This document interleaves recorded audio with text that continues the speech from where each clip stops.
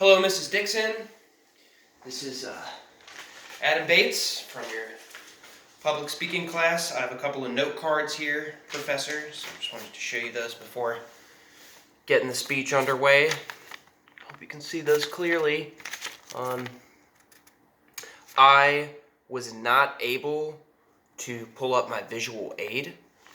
As I'm actually recording this on my phone, I will email it to you after the speech, and if you would like, I can also post a link to it on the discussion board so that other students may view it as well. And the two guests I have for today's speech are my parents. Hello, I'm Shirley Fleischman, happy to be here. And I'm David Bates, Adam's dad, also happy to be here.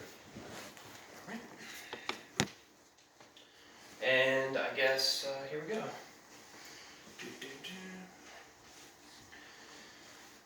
The theory of relativity, the pyramids, Great Wall of China, mastering fire, electricity, and flight. Number one, perhaps, landing on the moon, for Pete's sake. This is a bite-sized inventory of our species' top accomplishments, and it makes one wonder where we'll go next. Is our next frontier of discovery here on Earth or abroad? As a student of the scientists, with a lifetime of interest in astronomy and quantum mechanics, I want to say Mars. We know what work needs doing here on Earth, but Mars can hold the true blueprint of humanity, past, present, and future. Today we'll analyze 3 reasons why going to Mars is worth the investigation.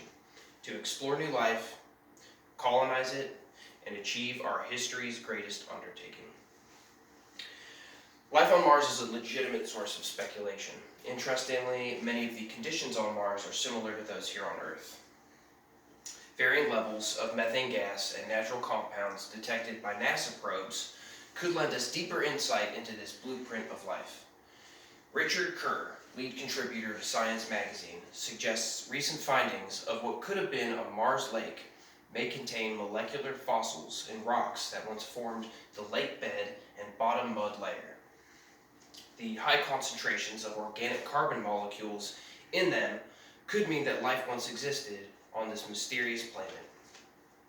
Think of the impact confirming life on Mars would have here and on constructs and everything from religion to biology. Though it would take immense funds worldwide, we would have to and very well could address the issue of water. On Mars, trace amounts exist as ice and atmospheric vapor. Conditions required for liquid water on Mars means that microbial bacteria would have to exist in a similar form to ours here on Earth. In the book Water on Mars and Life, Janice L. Bishop reports that hydrated minerals on Mars provide information about the aqueous history of the planet, and that these minerals could detail the abundance and duration of water and the importance of chemical alteration. It's speculated that the smooth surface of Mars, its asteroid craters and columns of rock shelving are evidence of ancient water erosion. We need to go there and gather evidence firsthand as well as take samples. Only then will we have a clear picture of life's magnitude. Life on Mars would also allow us to understand how to go about inhabiting it. And we shouldn't consider inhabiting it because it's in theory very cool. We should do it because it could save us from extinction. The brighter side, it could also lead to research and an improved quality of life here on Earth. Modern genius Elon Musk's SpaceX website outlines that our aspirational goal is to send our first cargo mission to Mars in 2022 to confirm water resources, identify hazards, and put in place initial mining, power, and life support infrastructure. A second mission in 2024 aims to build a propellant depot and prepare for future crew flights. It'll take billions of dollars, but we could have a Mars base and civilization established in this decade. Skeptics often cite costs, but the trillions of dollars being doled out in the wake of coronavirus pandemic is not only proof that we can budget it, but we need to look into it right now. Colonizing it, though, might not be an easy feat.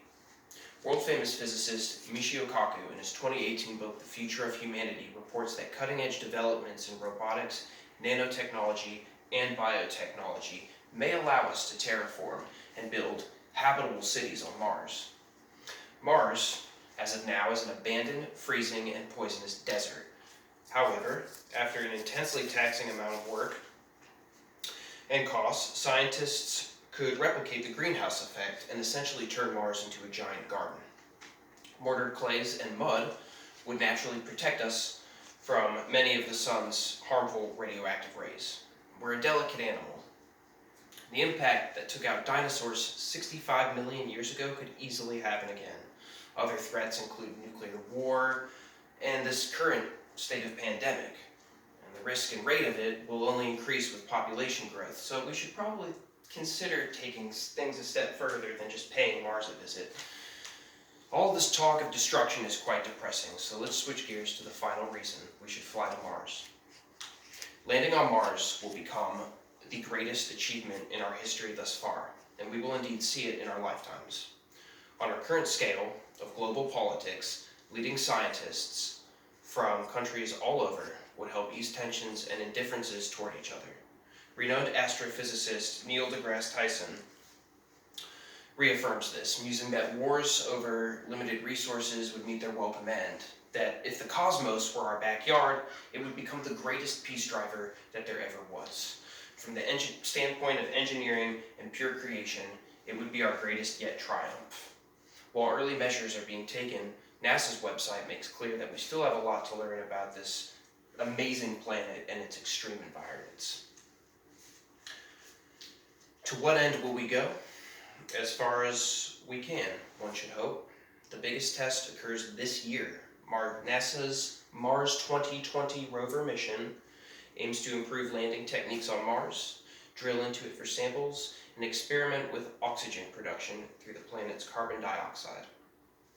While it's true we're taking slow steps toward Mars, I really believe the world needs more motivation behind the game plan. The one fact that will always remain is that we'll have to see what our future holds. Perhaps, if we wish to hold on to our future, Mars is our best bet. Gee, wasn't that a blast? Not as much a blast as being in a Mars-bound rocket ship, but hopefully close. The next obvious voyage for us is the almighty red planet. Our polarizing political divide and lack of environmental policy the world over is why Mars is worth the manpower, money, and risk to test as a key to human sustainability. It's also in our nature. A deep desire to unearth new discoveries. Mars, no doubt, will top that list. With this, I hope you're convinced of how crucial it is we at least explore Mars. I believe it'll benefit our collective futures and those of other living things. We'll have achieved something so unique to our species, and its prospect for habitat could mean an improved quality of life on our sacred Mother Earth. It's truly worth staring into space about. And with that, thank you all for allowing me the opportunity to inform and assure you today.